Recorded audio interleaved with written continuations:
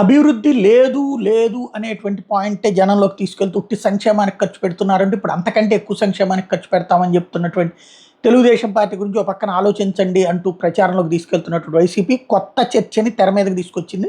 Middle class మేధావులారా ఆలోచించండి. అది కూడా ఎందుకంటే పార్థదాస్ సర్వే, చాణక్య లాంటి వాళ్ళ సర్వే ద్వారా మగవాళ్లలో 3% ఆధిపత్యం తెలుగుదేశం పార్టీకి ఉన్నది, మహిళల్లో 15% ఆధిపత్యం గ్యాప్ వైఎస్ఆర్ కాంగ్రెస్ పార్టీకి ఎడ్జ్ ఉంది అన్నటువంటి సందర్భంలో వాళ్ళు ఆలోచించడం కోసం అంటూ వాళ్ళ మీద పవన్ కళ్యాణ్ ప్రభావం, వాళ్ళ మీద బీజేపీ ప్రభావం ఉందని భయపడుతున్నటువంటి వైసీపీ కొత్త కాన్సెప్ట్ని తెర మీదకి తీసుకొచ్చింది. ఈ అభివృద్ధికి సంబంధించి లెక్కలు చెప్తుంది. ఏటా జగనిచ్చే సంక్షేమ పథకాలు 70,000 కోట్లు ఖర్చు అవుతుంటే ఏపీని శ్రీలంక చేస్తున్నాడు అన్న ఆల్ఫ్రీ బాబు ఏటా 1.65 లక్షల కోట్ల పథకాలు ఇస్తా అంటున్నాడు. డబ్బులు ఎలా వస్తాయంటే నేను సంపద సృష్టిస్తా అంటున్నారు. బాబు 14 ఏళ్ల పాలనలో ఏటా రెవెన్యూ లోటు ఉంది. ఇది మొన్న జగన్మోహన్ రెడ్డి చెప్పినటువంటి లెక్కలు. బాబు పాలించిన మొదటి 9 ఏళ్లలో రెవెన్యూ లోటు 1994-95 730 కోట్లు, 2003-4 నాటికి 2960 కోట్లు. బాబు పాలించిన చివరి 5 ఏళ్లలో రెవెన్యూ లోటు 2014-15లో 13,776 కోట్లు, 18-19లో 13,889 కోట్లు.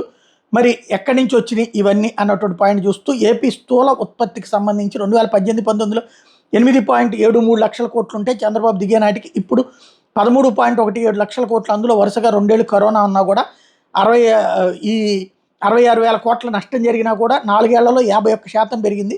కేంద్ర గణాంకాల మేరకు 2023-24లో జీఎస్డీపీ వృద్ధిలో ఏపీది 6వ స్థానం.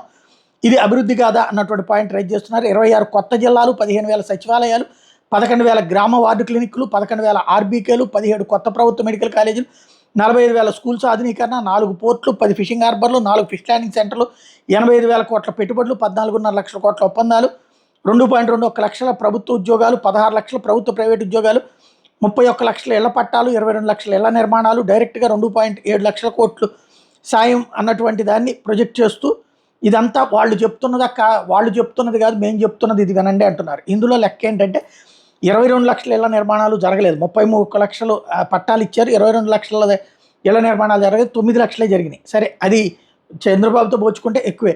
ఇకపోతే ప్రభుత్వ ఉద్యోగాలు 2.21 లక్షలు కరెక్ట్. ప్రైవేట్ ఉద్యోగాలు వీళ్ళకి సంబంధం ఏముండదు, అది ఆటోమేటిక్గా వచ్చాయి. అది 16 లక్షలు ఇచ్చామని చెప్తున్నారు. 4 పోర్ట్లు, 10 ఫిషింగ్ హార్బర్లు, 6 ఫిష్ ల్యాండింగ్ సెంటర్లు, ఇవి ఏది కన్స్ట్రక్షన్ అవ్వాలా, అండర్ కన్స్ట్రక్షన్లో ఉన్నాయి కాబట్టి అది ఇంకా పూర్తి కాల. ఇకపోతే జిల్లాలు ఏర్పాటు చేయడం నిజం, సచివాలయాలు సెట్ అవ్వడం నిజం, అట్లాగే గ్రామ వార్డు క్లినిక్లు ఏర్పాటు చేయడం నిజం, ఆర్బీకేలు ఏర్పాటు చేయడం నిజం. 17 కొత్త ప్రభుత్వ మెడికల్ కళాశాలలకి అప్రూవల్కి సంబంధించి ట్రై చేస్తున్నారు కానీ వచ్చింది 5.